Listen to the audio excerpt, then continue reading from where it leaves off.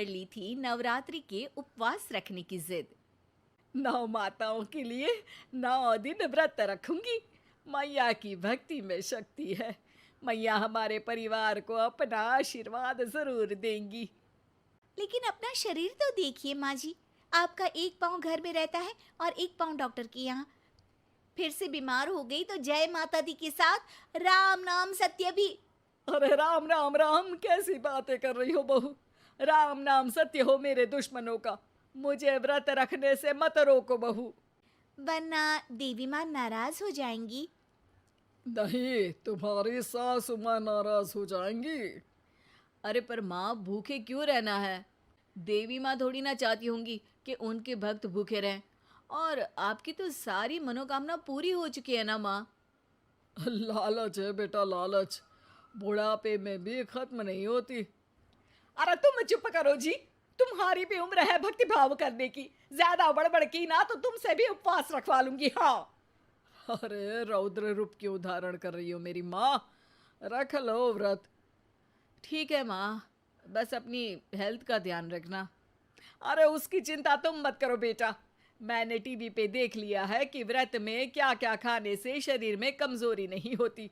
अच्छा ही है, वरना ऐसा ना हो कि 9 दिन के बाद तुम मैया के द्वार की जगह सीधा हरिद्वार। अरे तुम मुझे हरिद्वार क्यों भेजना चाहते हो? क्योंकि अब तुम्हें मायके तो भेजने से रहा। बाबूजी, क्यों माँ को परेशान करते रहते हो? अच्छा माँ, ये बता दो कि आपको व्रत में खाने के लिए क्या क्या चाहिए होगा। सास के सामने सब हार जाते हैं। माँ के कहे सामान को बेटा लेकर आता है। नवरात्रि का पहला दिन है। नाश्ता कर लो, स्वस्थ रहो, मस्त रहो। मेरा व्रत से ध्यान भंग मत करो। अच्छा ठीक है ठीक है। भूख लगेगी तो मेरी तरफ मत देखना। आई बड़ी। तुम कोई खाना हो जो तुमको देखूंगी। आए बड़े। माँ जी, ये लीजिए आपका फरियाली मिक्सचर। इससे व्रत नहीं टूटेगा।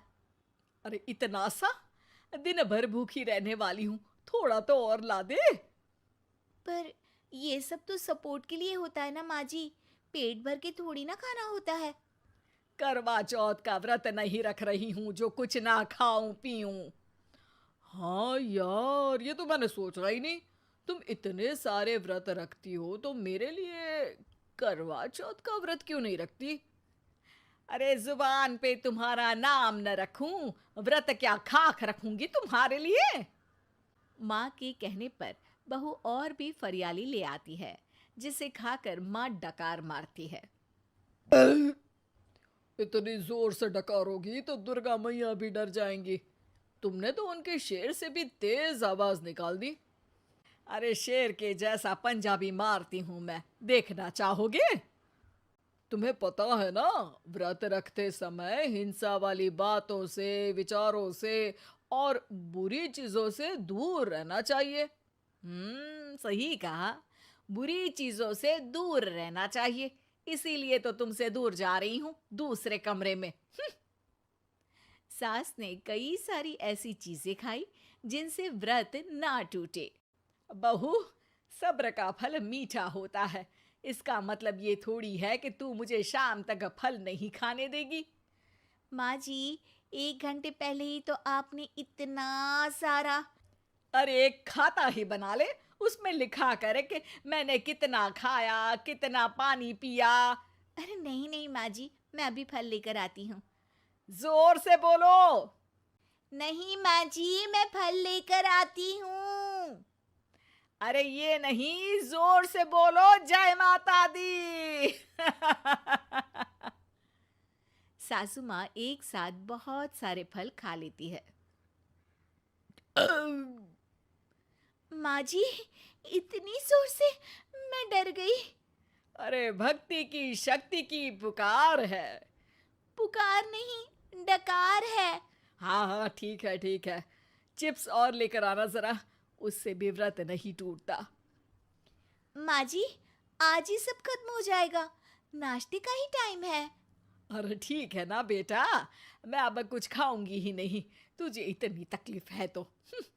नहीं नहीं माँ जी, मेरा मतलब था कि उपवास में सिर्फ इतना खाना चाहिए जितना शरीर के लिए सही रहे। स्वाद के लिए खाने से तो अच्छा है कि उपवास ही मत रखो। माता जी की कृपा तो वैसे भी बनी ही रहती है। अरे वाह बहू वाह, एक ढोलक और हारमोनियम भी लेकर आना और प्रवचन करने लग जा। श्री श्री 108 बहु ईश्वरी माता। माँ जी, मैं आपके लिए चिप्स लेकर आती हूँ। बहू की सही सलाह को भी सास नजरअंदाज कर देती है।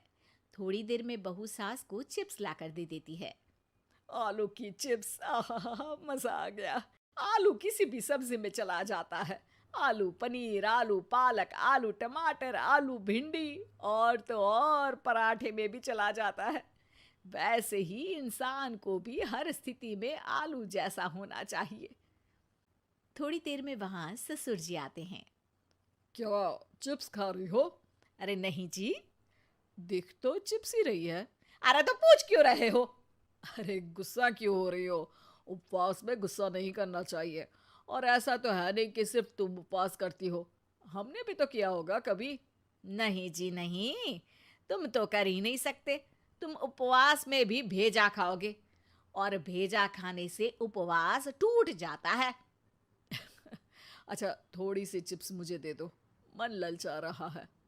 नहीं, उपवास के लिए है। तुम अपना खाना खा लेना जो भी बने। पूरा दिन सास कुछ ना कुछ खाती रहती है। जैसे ही रात होती है, अब बस उपवास हो गया, अब मैं खाना खाऊंगी। जो दिन भर से खा रही थी उसको क्या बोलते हैं? बाबूजी क्यों माँ को परेशान करते रहते हो? अरे लड़के, तेरी माँ दिन भर से इतना खा चुकी है कि देश में भूखमरी की समस्या इसी की वजह से बढ़ रही है। और खाने की दिक्कत नहीं है, कितना भी खाए लेकिन सेहत इधर उधर होती रहती है। कुछ ऊपर नीचे हो गया तो तेरी माँ खाने के बाद हाथ धोएगी और तू अपनी माँ से हाथ धो बैठेगा। अरे इत्तू सा तो खाया था, उपवास भी ना तोड़ू क्या? ठीक है, नहीं खा रही बस। अरे बहू तुम ही बताओ, ये इत्तू सा मतलब कितना खाया है इसने? ना जी ना, मैं कुछ नहीं बोलूंगी। खाना दे रहे हो या नहीं, या 9 दिन बिना जल के उपवास रख लूं? देने के लिए धमकी अच्छी है, सुनने में भी डरावनी लग रही है। पर जैसे तुम्हारी जुबान में स्वाद का खून लगा है ना, तुम भूखी नहीं रह पाओगी। मैं कसम खाती हूँ जी। अरे देखो, कसम भी खाओगी तुम। अरे कुछ और दे दो इसको खाने को। ये ले, दाल चावल खा ले बस। डॉक्टर भी कहते थे कि माँ को आए दिन पेट से जुड़ी समस्या रहती है।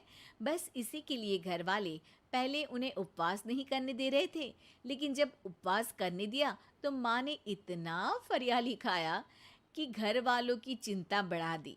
और जैसा कि घर वालों को डर था, अगले दिन उनकी तबीयत खराब भी हो गई। डॉक्टर को बुलाना पड़ा। अरे जितनी बार आप बीमार होते हो उस हिसाब से तो मुझे एक क्लिनिक आपके घर में ही खोल लेना चाहिए। या फिर क्लिनिक में ही इनका एक अलग कमरा बनवा देते हैं डॉक्टर साहब।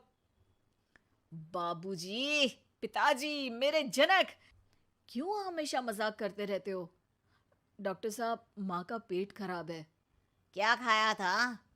जो मिला जो दिखा सब कुछ। अरे बस भी करो जी। बस तो तुमको करना था खाते वक्त। देखिए, खाना अच्छी बात है और उपवास भी आदमी को रखते रहना चाहिए, लेकिन तब जब शरीर लायक हो।